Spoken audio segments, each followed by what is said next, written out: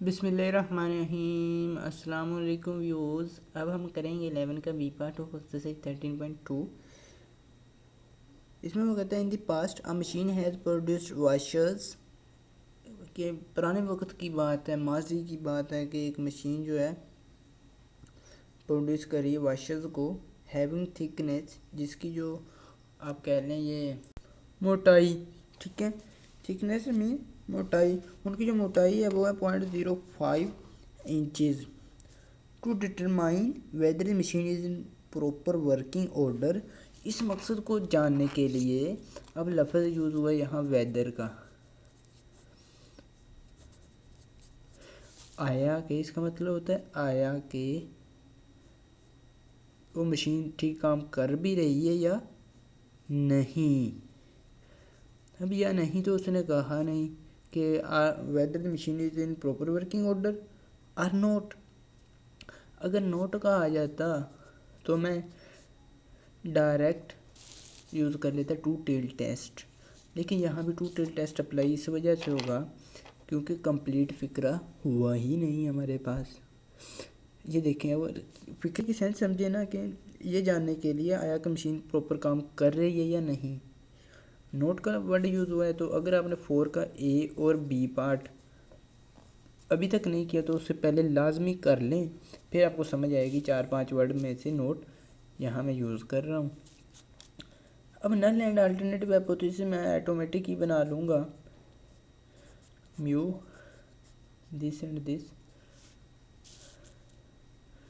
जो होंगे 0.053, ये नॉट इक्वल टू होगा, ठीक है। और उसने जो मीन दिया है नेक्स्ट में, सॉरी ये 0.050 है, ये क्वेश्चन आपसे नेक्स्ट गलत हो जाना था। A sample of 10 washers is chosen for with the mean thickness. एक सैंपल लिया गया वो ये 10 वॉशर्स का लिया गया और उसका जो मीन आया वो था 0.053। तकरीबन ये इसी के इक्वल है, ये बात देख लें। ये भी आप चूज़ कर सकते हैं कि जो सैंपल का मीन है वो पॉपुलेशन मीन से ग्रेटर है या लेस है, ठीक है। इसका भी आप कम्बिनेशन बना सकते हैं इस तरह। आया कि क्वेश्चन में ये ना कहा गया हो कि लेस रखना है या ग्रेटर रखना है। अब 0.053 देखें, ये तकरीबन अगर आप 2 डिजिट तक फिक्स कर लें आपके पास 0.05 आ जाएगा दोनों का। इसी बुनियाद पर भी आप इक्वल टू का साइन यूज़ कर सकते हैं। स्टेटमेंट को समझें तो अच्छी बात है। At the standard deviation is 0.003। उसी सैंपल का जो स्टैंडर्ड डेविएशन 0.003 है inches. Test the hypothesis that the machine is in proper working order. अब इस मकसद को टेस्ट करने के लिए कि क्या ये प्रॉपर वर्क कर भी रही है या नहीं, using a level of significance alpha is equal to 0.05। क्योंकि ये टू टेल टेस्ट है, हमें दो वैल्यूज चाहिए, एक अल्फ़ा और 2। इसको 2 पे डिवाइड करेंगे आ जाएगा आपके पास 0.025। चूँकि मुझे कुछ ज़बानी ये जो याद है अक्सर जो यूज़ होती हैं, मैं अक्सर ये क्वेश्चंस करता रहता हूँ। आप भी अगर मेरी तरह करते रहेंगे तो आपको भी ये काफ़ी सारी वैल्यूज़ ज़बानी याद हो जाएंगी। अब आती है क्रिटिकल वैल्यूज़ की। आपने लिखना है क्रिटिकल वैल्यूज़, ठीक है। उसके बाद ये आपने लिखनी है यहाँ टी, सॉरी इससे पहले आप degrees of freedom new find कर लें, n-1 होता है जो कि इसे लिखते हैं एन यू, न्यू, ठीक है।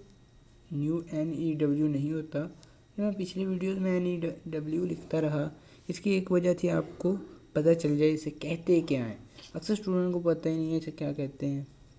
n में से 1 माइनस करेंगे आपके पास 9 रह जाएगा, न्यू की वैल्यू आ गई 9। ये वाले वर्ड जो है ये करेक्ट है, ये रॉन्ग है, ठीक है। मैंने सिर्फ आपकी प्रोनाउंसिएशन ठीक करने के लिए ये लिखे थे।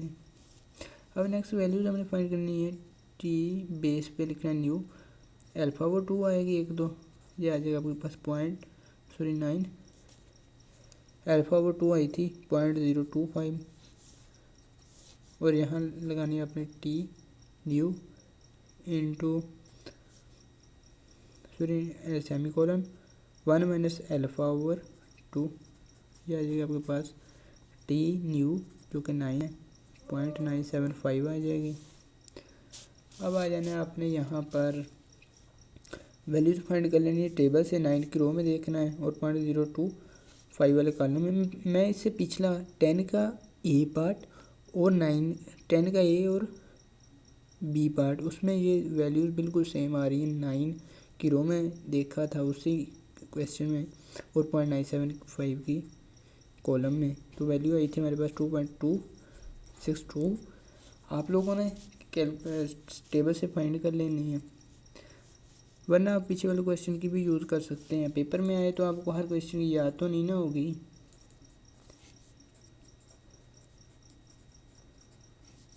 आपने टेबल से देख लेनी है।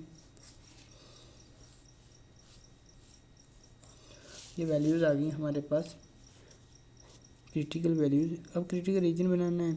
क्रिटिकल रीजन में क्या लिखेंगे, if T lies between these values -2.262 and greater than 2.262 we shall reject H naught after we do not reject. अब यहाँ बनाना है डिसीजन रूल। मैं DR लिख देता हूँ, आपने लिखना है डिसीजन रूल हाईलाइट पेंसिल से। हम लिखेंगे if T lies between these values, हम रिजेक्ट कर देंगे वी शैल रिजेक्ट। इसी तरह अगर आप चैनल के न्यू मेंबर हैं, चैनल को सब्सक्राइब कर लीजिएगा। आपको वीडियोस कैसी लग रही है आपने कमेंट सेक्शन में बताना है। Otherwise we do not reject H naught. ठीक है, ये भी पूरा अपने स्टेटमेंट लिखनी है। अब हमने निकाली observed value T is equal to X bar minus mu naught divide by best estimated divide by N square root. अब यहाँ पर आ जाए, मैं ऊपर आ जाता हूँ यहाँ इसकी राइट साइड पर। ठीक है, यहाँ मैं लिख देता हूँ ये values T is equal to this. X bar हमारे पास था ये 0.053 माइनस 0.05। ठीक है, 0.05 divide by best estimated 0.003 divide by n 10 है हमारे पास। अब इसकी वैल्यू आपने कैलकुलेटर से कैलकुलेट कर लेनी है। किस तरह से करनी मैं आपको बताता हूँ। ये आपने करना 0.0053, ठीक है, सॉरी ये 0 एक ही है, 53 माइनस 0.05। अब नेक्स्ट 0 लिखें तो भी आपकी मर्जी, नहीं लिखें तो भी आपकी मर्जी। अब डिवाइड करना 0.003। अब मल्टीप्लाई करना है स्क्वायर रूट ऑफ n जो कि हमारे पास है 10। ये अब आपके पास वैल्यू आ गई है 3.162। ठीक है, ये आपने वैल्यू यहाँ लिखनी है 3.162। अगर आपके पास कुछ बड़ी वैल्यूज आ रही हैं तो आपने 12.2 एक्सरसाइज का थर्ड का ए पार्ट देखना है। उसे देखकर आपने कैलकुलेटर को 3 डिजिट तक फिक्स कर लेना है आफ्टर डेसिमल पॉइंट। अब ये वैल्यू आ गई। अब हमने यहाँ निकालनी है, कंक्लूजन निकालना है कि नतीजा क्या आया। हमने सारी कैलकुलेशन के बाद हमारे पास वैल्यू आई 3.162। क्या ये लेस देन है -2.262 या ग्रेटर देन है 2.262, तो हम रिजेक्ट करेंगे H naught after we do not reject H naught. अब देखिए 3.162 क्या ये लेस देन है इस माइनस वाले से, नहीं। 3.162 इससे ग्रेटर है, जी हाँ ये इससे ग्रेटर है। लिखेंगे t is equal to 3.162 which is greater than 2.262। फिर लिखेंगे यहाँ so we reject H naught in favour of, या लिख दें आप अगेंस्ट अल्टरनेटिव हाइपोथेसिस H1। इसी के साथ अपने होस्ट टेक्निकल प्रोफेसर वैसल को दीजिए इजाज़त। मिलेंगे नेक्स्ट वीडियो में एक नए लेक्चर के साथ। तब तक के लिए अल्लाह ने के बान।